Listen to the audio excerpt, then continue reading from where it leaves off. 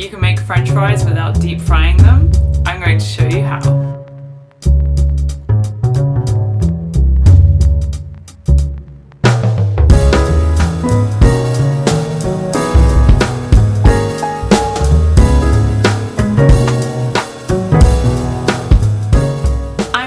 And in my kitchen in the suburbs of Japan, I'm going to show you how to make chips without deep frying them.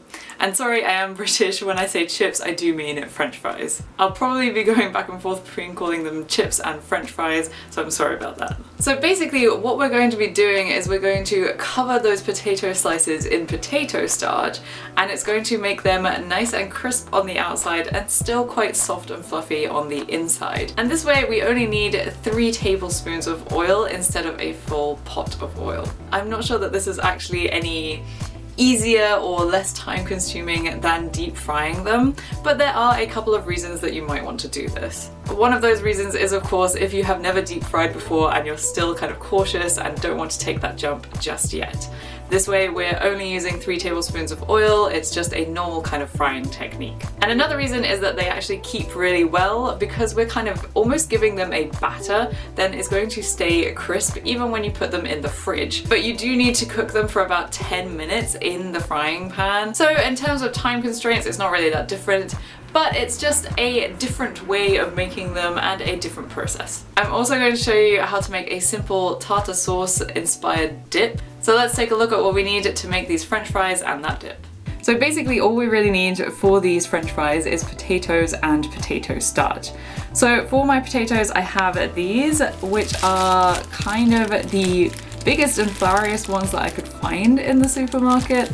They're still kind of small, but basically you don't want the smallest and waxiest versions like a new potato. You want something a bit bigger.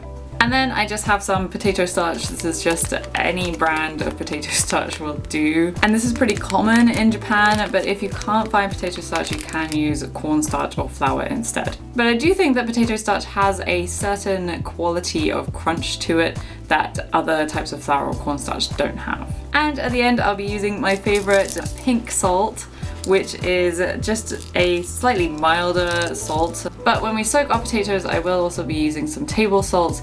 And of course, we will be using some oil, but we only need about 3 tablespoons of oil. Basically, it's about 1 tablespoon of oil per potato that you use. And then for a dip, as I said, it's a tartar sauce inspired dip. So it's just mayo and parsley and lemon, salt and pepper and mustard. Okay, I thought that was going to be fewer ingredients. But it's a really tasty sauce, and all you have to do is chop up the parsley and then mix everything together. So it's really easy to put together. There's just a couple more ingredients than I had thought that there were. And I'm using a whole grain mustard today, but you can use any kind of mustard. I've made this before with Dijon mustard. I think that's actually my preferred way, but the whole grain mustard does have a bit more of a tang to go with the lemony flavors of the dip. So let's make these French fries. So first I'm just going to wash my potatoes. I'm just going to do this in a bowl so that I don't waste any water. I'm just doing this with my hands, but you can scrub it with whatever kind of utensil or sponge or whatever that you want. And then I'm going to cut them into even chip shapes. Doesn't really matter how thick or thin they are. I'm going to go for about 1 centimeter in thickness. But if they are thicker, they will take a bit longer to cook, and if they are thinner, then they'll take less time to cook. I also prefer to keep the skin on, but you can of course peel it if you want to.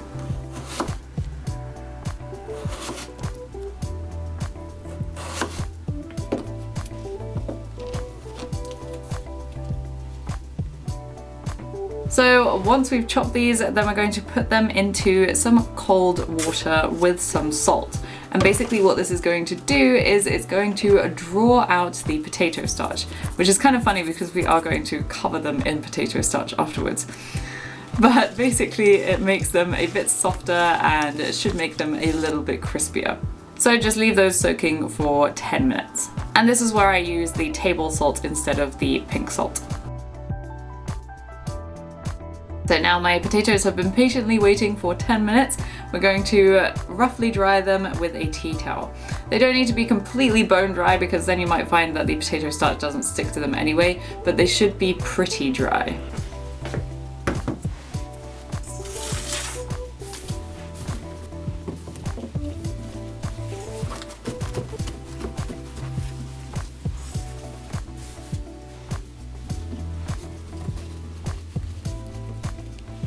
So now we're going to coat them in potato starch, but this bit is important. Do make sure that once you've coated them in potato starch, you are using them as soon as possible in the frying pan, because if you leave them in the potato starch for too long, they're going to start getting stuck together because the potato starch is going to take out some of that moisture, and basically it just becomes this weird glue and they all get stuck together.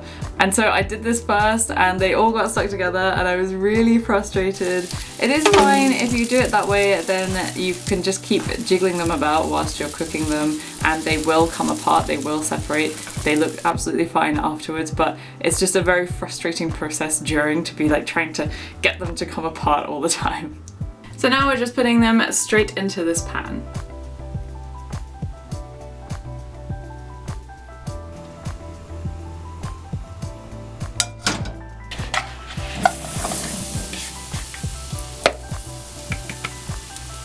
And first just let them sit for about 10 to 20 seconds just to get some of that heat through and get some of the potato starch to be completely coated.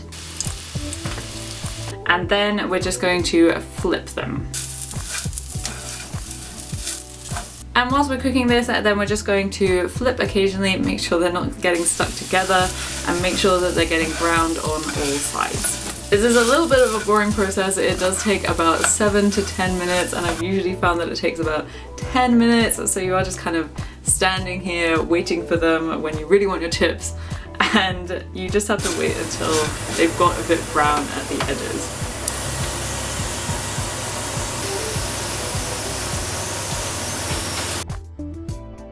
And make sure to salt them whilst they are hot so that the salt sticks to the chips nicely.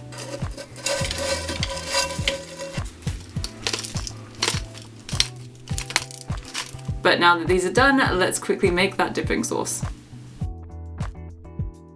So as I said, for the sauce, all we have to do is chop up our parsley and then mix everything together. You can of course make this dipping sauce whilst you're waiting for the potatoes to soak. So I'm just going to chop up this parsley.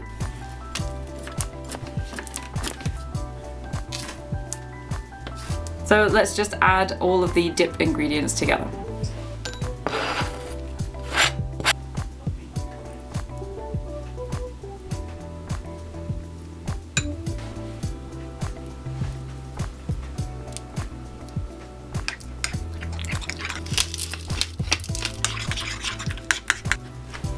So now that our dip is ready too, let's go eat these chips. I mean, French fries. These are great because you don't waste any oil and you don't end up with that weird jar of oil that you just never use again from deep frying. And they're just as satisfying as normal French fries. They're crispy on the outside and soft on the inside, and just listen to this. Beautiful. And they go so well with this dip. But be warned, they are pretty addictive. That's it for today, so I'll see you next Sunday.